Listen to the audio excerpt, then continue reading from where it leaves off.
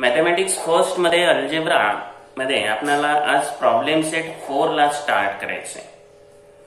प्रश्न क्रमांक 1, select the appropriate alternative answer for the following questions. आपल्या प्रश्नपत्रिकेमध्ये पण अल्टरनेटिव्ह चूज करा हा प्रश्न असतोच आणि सेम त्याच बेसवर आधारित हा प्रश्न आहे. If 6/5 is equal to y/20 किंवा 6s5 is equal to y/20, then what will be the value of y? y ची किंमत काढायची. आता अगदी सोपा प्रश्न आहे. 6/5 is equal to y/20 हे असं लिहायचं. प्रपोर्शन मध्ये असल्यामुळे हे या पद्धतीने लिहिता येतं. डायरेक्ट काय करा, तिरकस गुणाकार करा. 6 × 20 इज इक्वल टू 5 × y. हे झालं क्रॉस मल्टिप्लिकेशन. हे इंटू 5 डिवाइड करा. आता 5 ने डिवाइड करून घ्या. 5 × 20 y इज इक्वल टू आलं 24. किंवा अनेक पद्धती आहेत. 6/5 इज इक्वल टू y/20 दिले. जर 5 ला 4 ने मल्टिप्लाय केलं तर येतं 20. आता या ठिकाणी काय, 5 ला 4 ने मल्टिप्लाय केलं तर 6 ला सुद्धा 4 नेच मल्टिप्लाय करायला पाहिजे, तेव्हा येणार 24. आणि अशा रीतीनं तुम्हाला y च्या ठिकाणी किंमत यायला पाहिजे 24. मेथड कोणतीही यूज करा, काही अडचण नाही. त्यामुळे पहिल्याला ऑप्शन येणार B24. सेकंड आहे, what is the ratio of 1 millimetre to 1 centimetre. आता बऱ्याच जणांना ह्यात रेशिओ काढताना कन्फ्यूज होतात. पहिलं काय पाहिजे, रेशिओ कोणाचा. तर रेशिओ आहे 1 मिलीमीटर टू 1 सेंटीमीटर. आपल्याला माहिती आहे 1 सेंटीमीटर मध्ये 10 मिलीमीटर येतात आणि म्हणून इथं लिहिताना 1 मिलीमीटर हे न्यूमरेटरला लिहा, अंशाला लिहा, डिवायडेड बाय 1 सेंटीमीटर. पण 1 सेंटीमीटर घेऊन चालत नाही. त्या ठिकाणी तुम्हाला 1 सेंटीमीटरची व्हॅल्यू 10 मिलीमीटर घ्यावी लागेल. मग या ठिकाणी मिलीमीटरला मिलीमीटर हे आता झालं एका युनिट मध्ये आलं. त्यामुळे हा रेशो येतो 1:10. त्यामुळे 1:10 कुठे आहे, ऑप्शन सी हा जो ऑप्शन आहे तो इथे चूज करा. 1:10. 10:1 वेगळं, आपलं उत्तर आलंय 1:10. थर्ड पहा, the ages of Jatin, Nitin and Mohsin are 16, 24, 36 years respectively. What is the ratio of Nitin's age to Mohsin's age? आता यांची वय दिले 16, 24 आणि 36. नितीनचं आणि मोहसिनचं वय, आता नितीन आणि मोहसिन. नितीनचं जे एज आहे ते आहे 24, मोहसिनचं आहे 36. आता इथं काय करायचं नाही दुसरं, याला डिवाइड करून घ्यायचं. 12 × 2 24, 12 × 3 36. मग आन्सर काय आलं 2s3. त्यामुळे ऑप्शन नंबर येणार B 2s3. चौथ्या उदाहरणामध्ये आपण आहोत. 24 bananas were distributed between Shubham and Anil in the ratio 3:5. Then how many bananas did Shubham get? Shubham आणि अनिल यांच्यामध्ये बनानास या ठिकाणी डिस्ट्रीब्यूट केले 3:5 या रेशो मध्ये. तिथं काय करायचं, 3x + 5x करायचं आणि एकूण बनाना झाले 24. बर, 3x + 5x 8x. एकूण बनाना आहे 24 म्हणून 24 घेतलं, बरोबर 24 घ्या. इथं आपल्याला येणार x बरोबर 24/8, x बरोबर 3. आता याच्यामध्ये शुभमला 3 हा रेशो आहे आणि अनिलला 5x आहे. शुभमला 3x मिळाले, अनिलला 5x आहेत. आपल्याला विचारले शुभमला, म्हणजे 3x म्हणजे 3 गुणुले 3, 3 त्रिक 9. आता याच्यामध्ये 5 त्रिक 15 पण दिलेलं आहे, ते फसवायसाठीच दिलेलं असतं आणि म्हणून काळजीपूर्वक जाणीवपूर्वक हे उत्तर पाहिलं पाहिजे. इथं ऑप्शन येणार डी 9 हे आन्सर येणार आहे. त्यानंतर पुढील प्रश्न आहे यातला last. What is the mean proportional of 4 and 25? आपण मीन प्रपोर्शनल शिकलोय, त्याचा वर्ग करायचा. बी घेतला आपण तर बी चा वर्ग बरोबर इतर दोघांचा गुणाकार म्हणजे 4 × 25. मग गुणाकार करा, 25 चोक 100 करा आणि त्याचं वर्गमूळ काढा. बी बरोबर आलं 10. त्यामुळे इथं ऑप्शन येणार सी 10. पहिल्या प्रश्नानंतर आपल्याला जायचंय प्रश्न क्रमांक 2 कडे. For the following numbers right the ratio of first number two the second number in the reduced form. प्रश्न नीट वाचायचा. पहिल्या संख्येचं दुसऱ्या संख्येशी असलेलं गुणोत्तर काढायचं. फर्स्ट नंबरचं सेकंड नंबरशी, म्हणजे फर्स्ट नंबर न्यूमरेटरला लिहायचं आणि त्याचबरोबर पुढे सांगितलंय रिड्युस्ड फॉर्म. रिड्युस्ड म्हणजे संक्षिप्त रूपामध्ये हे लिहायचं आहे. चला आपण काय करू, स्टार्ट करू. पहिला प्रश्न आहे 21 as 48. न्यूमरेटरला 21 ल्या, डिनॉमिनेटरला 48 ल्या आणि आता याला अतिसंक्षिप्त रूप द्या. मेथड कोणती वापरायची हे आपणच ठरवायचं, कारण 3 ने दोघांना इथं डिवाइड होतं. 3 × 7 करता येतं, 3 × 16 करता येतं. फायनल आन्सर काय येतं मग 7 as 16 येतं ना. 3 ला 3 कॅन्सल झालं तर हा पहिल्या संख्येचा दुसऱ्या संख्येशी असलेला रेशो आला आणि दुसरीचा पहिलीशी विचारली तर 16:7 असा रेशो येतो. त्यानंतर सेकंड एक्झाम्पल आहे 3690. आता याच्यामध्ये पहिली जी संख्या आहे 36 न्यूमरेटरला लिहा, 90 डिनॉमिनेटरला लिहायचं आणि पुन्हा याचे फॅक्टर पाडा किंवा अतिसंक्षिप्त रूप द्या, काही अडचण नाही. जर पाडे येत असतील व्यवस्थित तर काही अडचण वाटत नाही. 18 × 2 = 36 आणि 18 × 5 = 90. 2 as 5 आलं. पाडे मोठे येत नसतील तर हळूहळू भागत गेलो तरी पण चालतं, त्याचं काही नाही. फायनल उत्तर येण्याशी महत्व आहे. त्यानंतर आहे 65 as 117.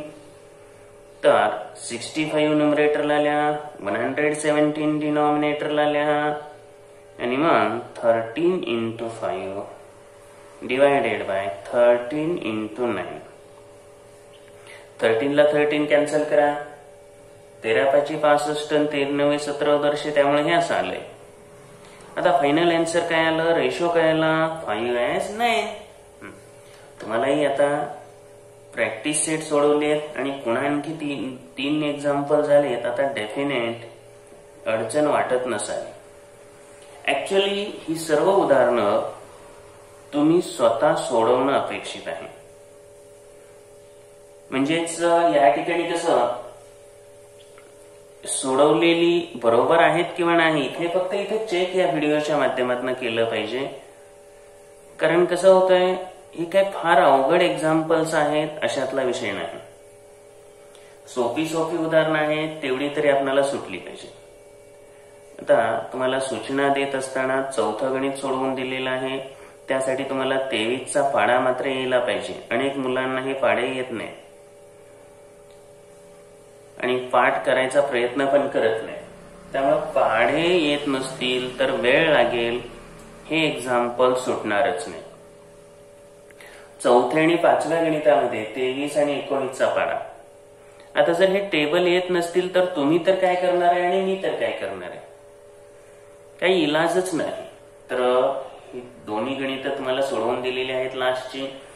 त्यामुळे परत एकदा सांगणं आहे, टेबल छानपैकी पाठ करा तर बेनिफिट निश्चित होईल. प्रश्न क्रमांक 3 मध्ये write the following ratios in the reduced form. आता हे शब्दामध्ये दिले. पहिलं आहे radius to the diameter of circle. आता रेडियसचा डायमीटरशी असलेला रेशो. आपल्याला रेडियस टू डायमीटर आता 5वी पासून नाही 4थी पासून शिकलाय तुम्ही की हा रेशो काय असतो, 1:2 असतो. रेडियस जर r असेल तर डायमीटर किती असतो, 2r असतो. हा, मग r ला r कॅन्सल करून टाका की. काय आला रेशो पहा, 1:2. हे 1/2 लिहा किंवा असं लिहा, दोन्हीचा अर्थ तोच आहे. इथं वर जर लिहिलं let radius of circle be r तरी चालतंय, आणि एवढं शॉर्ट केलं तरी सुद्धा चालेल. Second example, ratio of diagonal to the length of diagonal having length 4 cm and breadth 3 cm. जरा आता गेस करा बरं. लेंथ ऑफ रेक्टँगलचा एक लक्षात घ्या, diagonal to length of diagonal ratio काढायचा आहे. कसा काढला, बरोबर आहे, तोंडी येत आहे, पण हे काढलं कसं सगळ्यांना कळायला पाहिजे ना. हो सांगा. हा,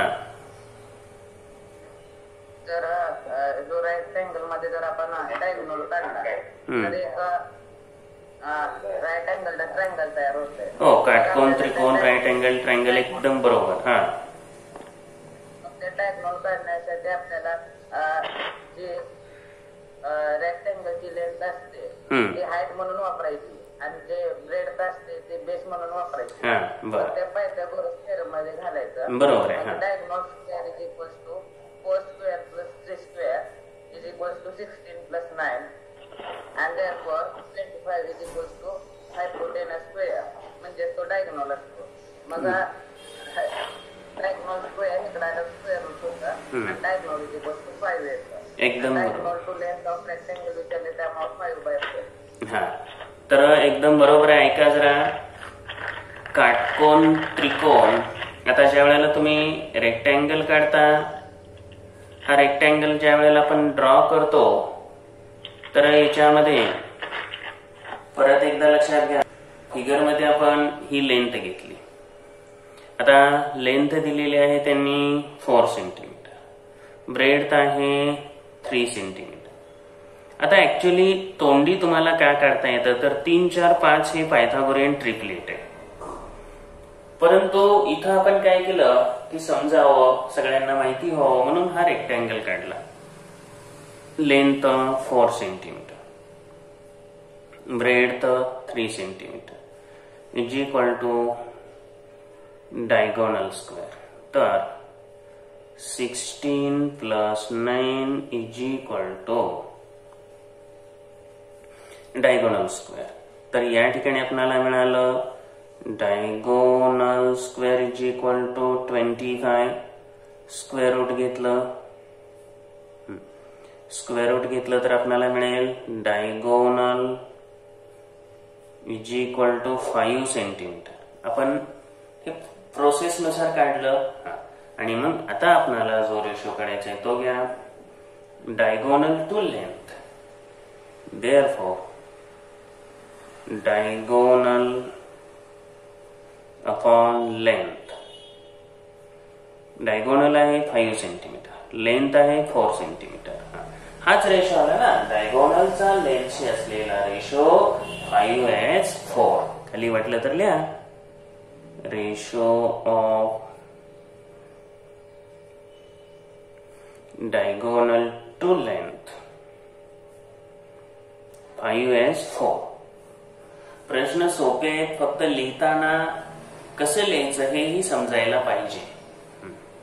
त्यानंतर तिसऱ्यात विचारलंय ratio of perimeter to area of square having side 4 centimetre. याच्यात पेरिमीटरचा फॉर्म्युला आणि एरियाचा फॉर्म्युला माहित तर असतोच, आणि म्हणूनच तुम्हाला फॉर्म्युले मी कलेक्ट करायला सांगितले. यामध्ये चला स्टार्ट करू. अगोदर इथं काढून घेऊ. पेरिमीटर ऑफ स्क्वेअर, स्क्वेअरचा पेरिमीटर फॉर्म्युला काय आहे?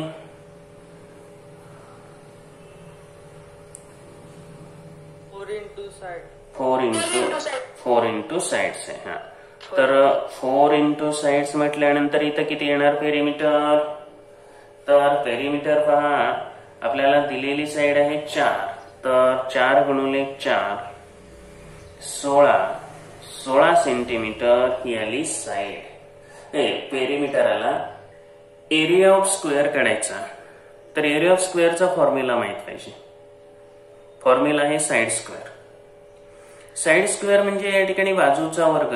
बाजू किती आहे इथं? 4 आहे. 4चा वर्ग 16. आता हा येतो 16 सेमी वर्ग. एरियामध्ये परत एकदा लक्षात ठेवायचं, चौ सेंटीमीटर किंवा स्क्वेअर सेंटीमीटर, सीएम स्क्वेअर असं असतं.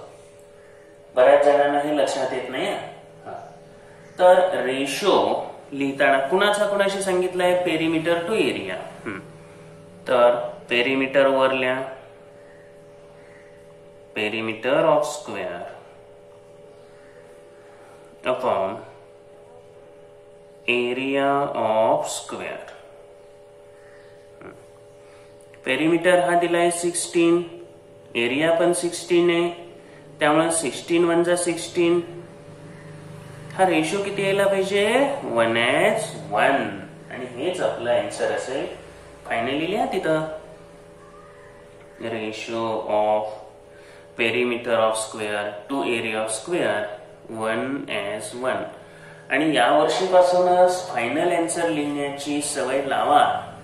चांगल्या सवयी आतापासूनच लागल्या पाहिजेत. चौथा जो प्रश्न आहे तो प्रश्न कंटिन्युअड प्रपोर्शनवर आहे, जे आपण ऑलरेडी शिकलेलो आहोत. आता जस्ट अलीकडच्या काळामध्ये सेकंड सेमिस्टरमध्ये शिकलोय. कंटिन्युअड मध्ये आहे किंवा नाही हे चेक करायचं.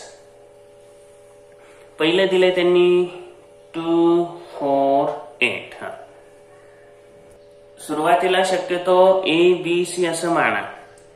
नाही मानलं तरी पण चालतंय, अगदी काही कंपल्शन नाही, कारण मानल्यावरच उत्तर बरोबर येते अशातला विषय नाही. मिडल टर्मचा स्क्वेअर करायचा. Middle term B². 4चा वर्ग. 4चा वर्ग आहे 16. त्यानंतर AC 2 इंटू 8. 2 इंटू 8 सुद्धा आलं 16.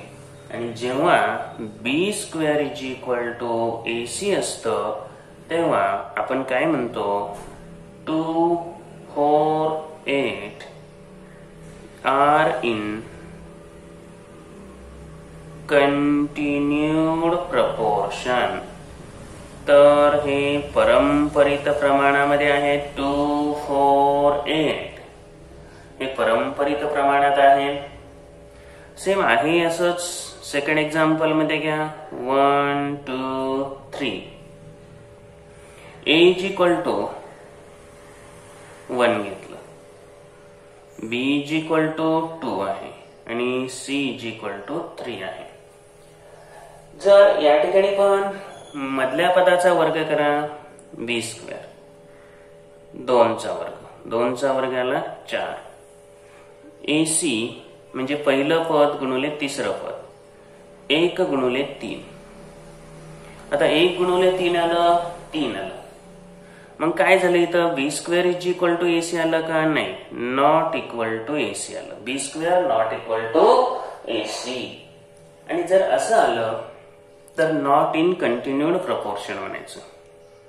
Therefore 1, 2, 3 are not in continued proportion.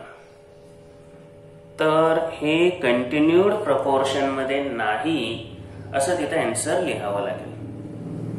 चला तिसऱ्याकडे जाऊया आपण. 9, 12, 16. आता 9, 12, 16 हे कंटिन्युअड प्रपोर्शन मध्ये आहे का तोंडी कळतंय. आता पहिल्यांदा काय म्हणा, let a is equal to 9, b is equal to 12, c is equal to 16. Therefore b square is equal to 12 square. b ची किंमत 12 असल्यामुळे b स्क्वेअर ची व्हॅल्यू आली 144.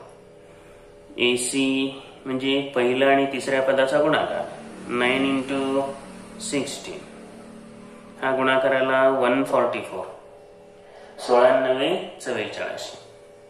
थोडक्यात इथं काय आलं, b square is equal to ac आणि हे जर आलं तर मग म्हणायचं कंटिन्युअड प्रपोर्शन मध्ये आहे. Are in continued proportion. आणि अशा प्रश्नात तर मार्क अजिबात जायला नकोय. काही जरी झालं तरी मार्क जायला नकोय. चौथा आहे 3, 5, 8. असंच घ्या, b चा वर्ग करा. सुरुवातीला ए बी सी माना नेहमीप्रमाणे. a 3, b 5, c 8. b चा वर्ग 5 चा वर्ग 25. त्यानंतर ac, a ची किंमत आहे 3, c ची किंमत आहे 8, 3 8 24. b square is equal to ac आलं का, नाही आलं, नॉट इक्वल टू ac. त्यामुळं 3, 5, 8 are not in continued proportion. हे कंटिन्युअड प्रपोर्शन मध्ये नाही. b square is equal to ac आलंय का चेक करायचं, आलंय की आहे, नसेल तर नाही. आता 5वं एक्झाम्पल सुद्धा त्याच्यावरच आहे. A, B, C are in continued proportion. A is equal to 3, C is equal to 27. आता B ची किंमत काढायची आहे. सर्वप्रथम हे कंटिन्युअड प्रपोर्शन मध्ये आहे, हे महत्वाचं आहे. A, B, C are in continued proportion. हे परंपरित प्रमाणात आहे. ठीक आहे. आता यामुळे काय मिळालं, कंटिन्युअड मध्ये असल्यामुळं b square is equal to ac. मग b square is equal to ac, a ची किंमत टाका ना 3, c ची किंमत टाका 27. तर गुणाकार करून घ्या 27 3 81. आणि आता वर्गमूळ काढा, स्क्वेअर रूट घ्या. b स्क्वेअरचं b आलं, 81चं 9 आलं. थोडक्यात b ची किंमत आली 9 आणि तेच विचारले.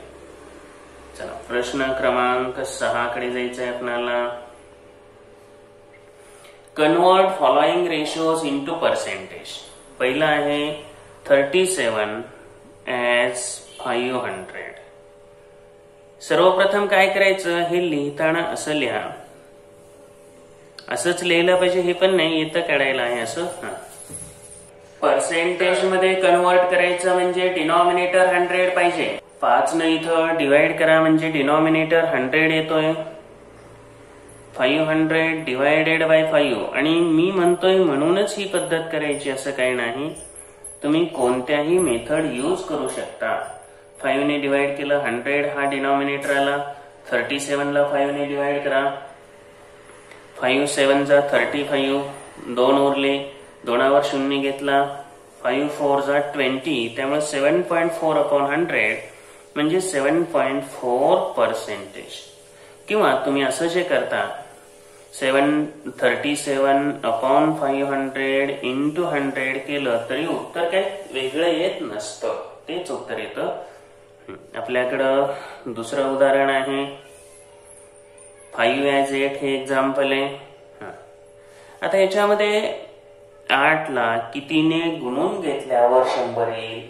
तर काही जणांना तोंडी कळतं 12.5 ने गुणल्यावर येतं. पण ज्यांना कळतं त्यांनी गुणुले 12.5 अंशाला छेदाला करावं. आणि ज्यांना कळतच नाही की बाबा ह्याला कितीने गुणल्यावर छेद 100 येईल, त्या मुलांनी काय करायचं, त्याला एक दुसरी मेथड आहे. 100 ला 8 ने डिवाइड करायचं आणि मग उत्तर काय येतंय ते बघायचं आणि त्यानुसार आपल्याला करता येतंय मग. किंवा याच्यापेक्षा आणखी एक पद्धत आहे. तुम्हाला डिनॉमिनेटरच 100 पाहिजे ना, तर काय करायचं पहा, थोडं लक्ष द्या. हे 8 कॅन्सल करायला पाहिजे, म्हणजे डिनॉमिनेटरला हे 8 असं घ्यायचं आणि इथं वर लिहायचं 100. थोडक्यात 100/8 ने डिनॉमिनेटरला मल्टिप्लाय करायचं आणि इथं पण सेम तेच, वर खाली सेम तेच. या मेथड मध्ये काय झालं तर 8 ला 8 कॅन्सल झालं आणि बरोबर डिनॉमिनेटर 100 आला. आपलं काम सोपं झालं. आणि मग आता 5 गुणिले 100 500 भागिले 8. डिनॉमिनेटर 100 आहे, 8 ने भागा, 8 संग 48, 2 उरले, 8 दुनी 16, 4 उरले, 8 पंचे 40. 62.5% 62.5%. आता याच्यामध्ये तुम्ही काय करा, आणखीन एक पद्धत म्हटलं तर 5/8 गुणुले 12.5 सांगितलं तुम्हाला, इथे गुणुले 12.5 करून घ्या, झालं. आन्सर येणार आहे. उत्तर काही बदलत नसते. फक्त तुम्हालाही कळायला पाहिजे की उत्तर कसं काढणं योग्य आहे. उत्तर येणं राईट वेनं महत्वाचं आहे. परत परत तेच सांगतोय, उत्तर येणंच महत्वाचं आहे. चला, थर्ड वन आहे 22/30. आता इथं डिवाइड करा. कितीने डिवाइड करायला लागेल गेस करा जरा. 22/30 3 ने, बरोबर. आता 3 ने डिवाइड करा आणि परत गुणायचं बरं का, म्हणजे ते सोपं पडतं. नाहीतर वरची पण पद्धत आहे, 3 ने डिवाइड केल्यावर काही 100 नाही येत, इथं 10 येतं. तेही देणार का, नाहीतर कसं होतं बऱ्याच जणांना कळत नाही. पण पद्धत कुठली पण वापरा. आता इथं 22/3 आलं, इथं काही पूर्ण भाग जात नाही. आता याला गुणुले 10 करा. 22/3 गुणुले 10. का 10 गुणुले छेद 100 आणायचंय म्हणून. त्यामुळे काय आलं 220/3 भागिले 100. आता मात्र तुम्हाला डिवाइड करता येतं. 3 7 21 उरला 1, 3 3 9. आता परत एक, थोडक्यात परत पुढं काय एक जण 3 3 9. 3 3 9 पुढे येणार 73.3 किंवा 33% असं उत्तर येईल. हेच तुम्हाला वरच्या पद्धतीने सुद्धा सांगतो, कारण पद्धत कुठली जरी असली तरी उत्तर काही बदलणार नाही हे समजावं म्हणून. तर 22/3 डिनॉमिनेटर आपल्याला किती आणायचंय 100. त्यामुळं इथं कितीने गुणावं लागेल पहा. मगाशी सांगितलेल्या मेथड मध्ये 100/30. न्यूमरेटरला आपण काय करायचं 100/30 ने गुणा. 30 ला 30 कॅन्सल करा. बघा डिनॉमिनेटर बरोबर 100 राहिला. आता ह्या 0 ला 0 कॅन्सल करा. 220/3. खूप सोपी पद्धत आहे. कशानं भाग जातोय नाही जातोय हे बघायची फार गरज पडत नाही इथं. आणि मग आता तसंच येतं पुन्हा 3 7 21 3 3 9 73.33. उत्तर बदललेलं नाही. पुढील उदाहरण आहे 5/16. आता हे सुद्धा थोडस अवघड वाटणार आहे. 5/16 आपण या पद्धतीने सोडवता येते का पाहू. 5/16 ला आता कितीने गुणावं लागेल तुम्हाला ओळखता आलं पाहिजे. बोला. यस, बरोबर, एकदम परफेक्ट आहे. 100/16 न्यूमरेटरला पण त्यानंच गुणा. 100/16च घ्यायचं. आता 16 ला 16 कॅन्सल करा. मग इथं राहतं 500/16 डिवायडेड बाय 100. करून घ्या बघा का. 16 3 48, 16 1 16, 4 उरले, पॉइंट घेतला. 16 दुनी 32, 31.25. 31.25%. बरोबर आहे. ही पद्धत सुद्धा समजून घ्या. नसेल तर तुम्हाला काय सांगितलंय दुसरं, 100 ला 16 ने डिवाइड करा. काय उत्तर येतंय हेच येणार बरं का. 31. आता एक लक्षात घ्या, 6 पॉइंट इथं जर भागलं तुम्ही 16 की 96, 4 उरले, 0 घेतला, पॉइंट दिला, 16 दुनी 32, 8 उरले, 16 पंचे 80. पद्धती सगळ्या माहिती असाव्यात. आणि मग इथं कितीने गुणायचं रे 5/16 ला? 6.25. काही मुलांना ही पद्धत सोपी वाटते, त्यांनी हीच करावी. ज्यांना जी सोपी वाटते पद्धत त्यांनी ती वापरा. चला, लास्ट वन आहे या प्रश्नामधलं. 144/1200 144/1200. याच्यामध्ये आता 144/1200 आहे, 1200 आहे. डिनॉमिनेटर आणायचं किती? 100. मग तुम्ही 12 ने भागा किंवा तुमची जुनी मेथड आहे कुठली, तुम्हाला जी योग्य वाटेल ती करा. आता इथं तोंडी कळते आपल्याला 12 ने भागणं सोपं आहे म्हणून 12 ने भागा. 12 ने 144 ला भागलं, 12 आलं, छेद 100 आलं. आन्सर किती आलं? 12%. हा, आता या पद्धतीने एकदा सांगा मला, कोण सांगते बघू?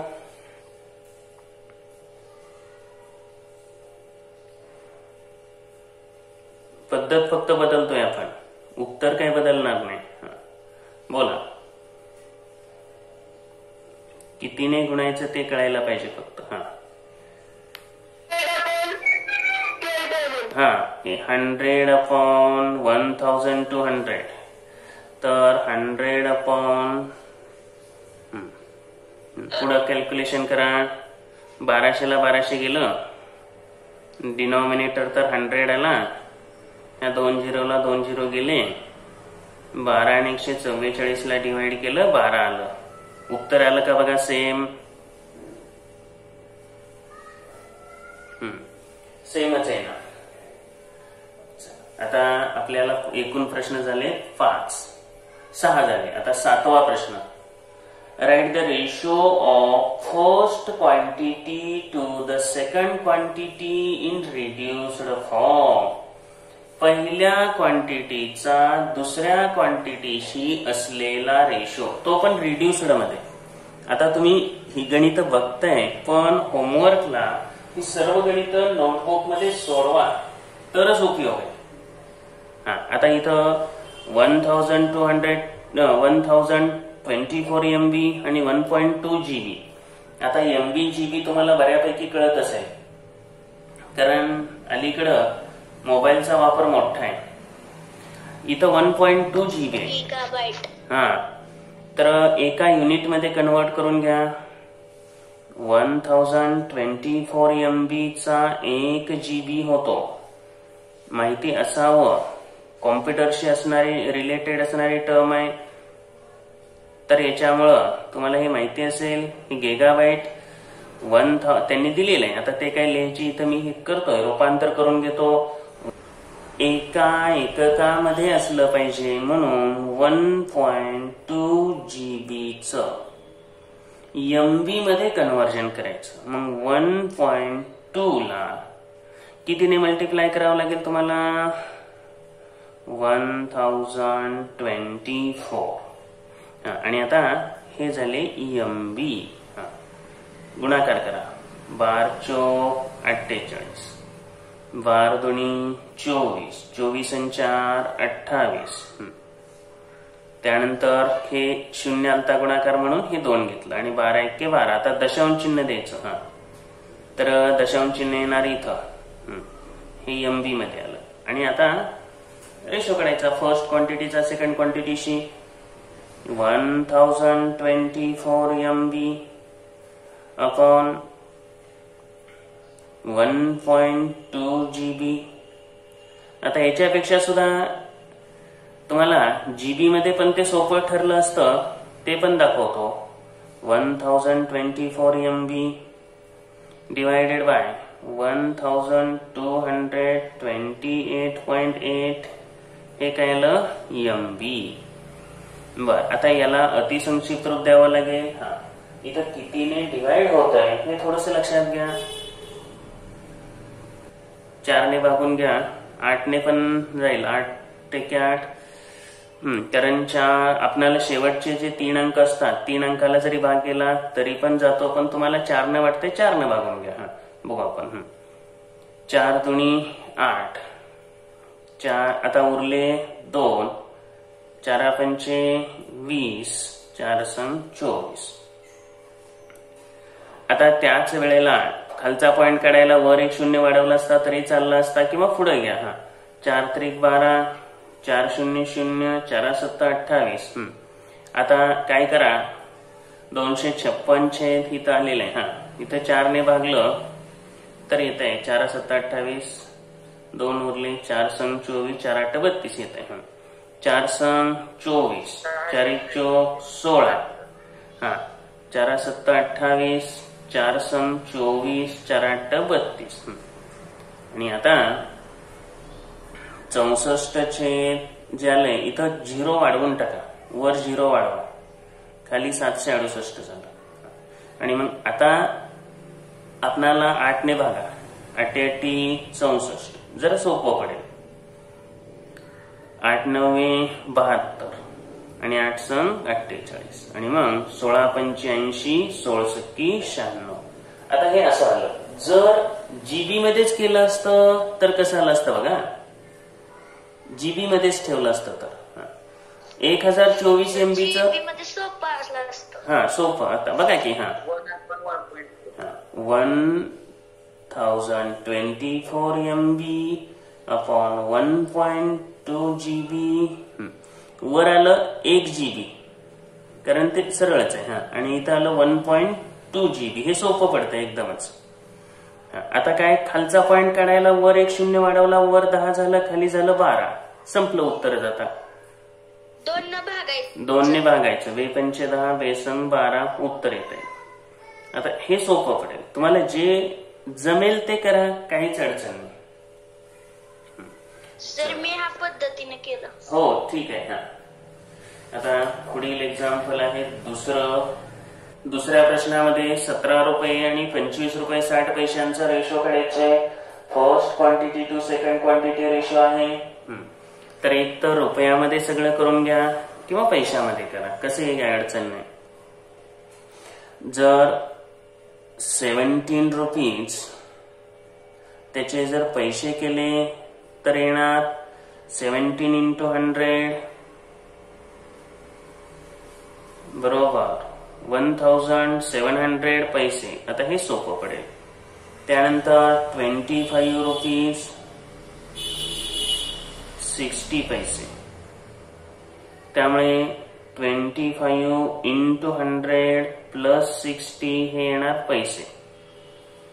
त्यामुळं 2560 पैसे हे आलं कन्व्हर्जन. आणि मग 17 रुपयाचं 25 रुपये 60 पैशांशी असलेलं गुणोत्तर असलेला रेशो काढताना 1700 पैसे भागिले 2560 पैसे. आता 0 ला 0 इथल्या इथं कॅन्सल केला तरी पण चालतो. या ठिकाणी 2 ने डिवाइड करून घेऊ. 2 गुणिले 85.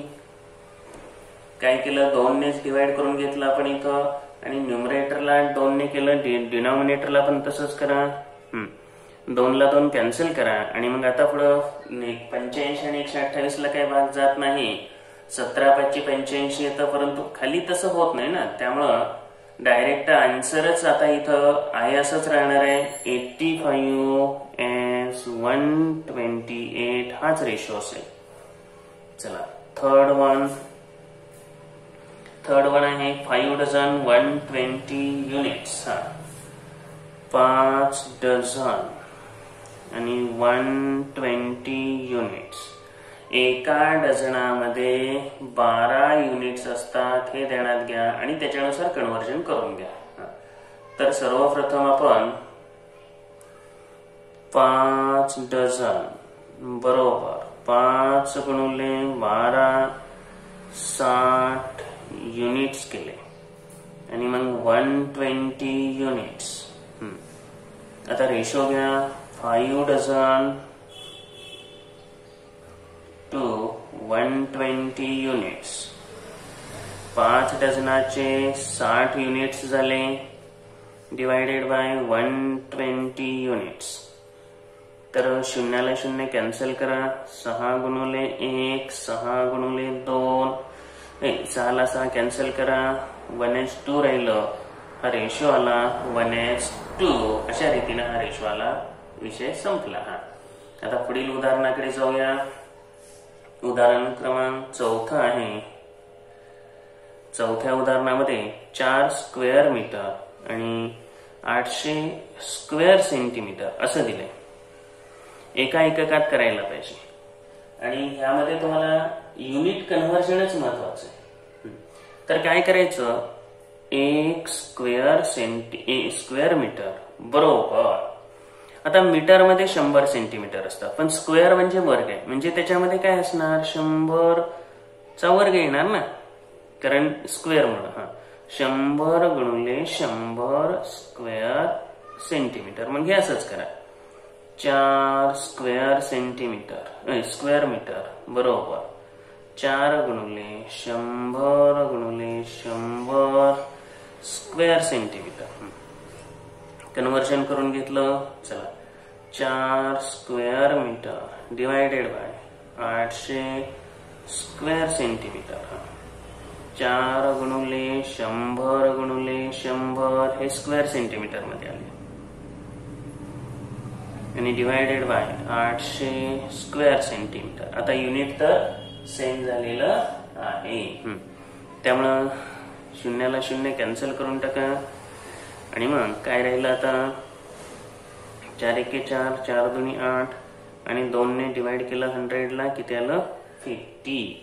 तर रेशो आला 50:1. 50:1 हा रेशो आला. या प्रश्नातला आता लास्ट एक्झाम्पल 1.5 किलोग्रॅम आणि 2500 ग्रॅम. एका एककामध्ये कन्वर्ट करून घ्या. 1.5 किलोग्रॅमचे ग्रॅम 1.5 इंटू 1000 बरोबर 1500 ग्रॅम. आता रेशो घेताना 1.5 kg डिवायडेड बाय 2500 ग्रॅम. या ठिकाणी आपण 1500 ग्रॅम डिवायडेड बाय 2500 ग्रॅम. 0 ला 0 कॅन्सल करा आणि मग 5 त्रिक 15 5 5 25 बरोबर आहे. 5 न भाग जाईल आणि मग उत्तर येणार 3:5. हे फायनल आन्सर असणार.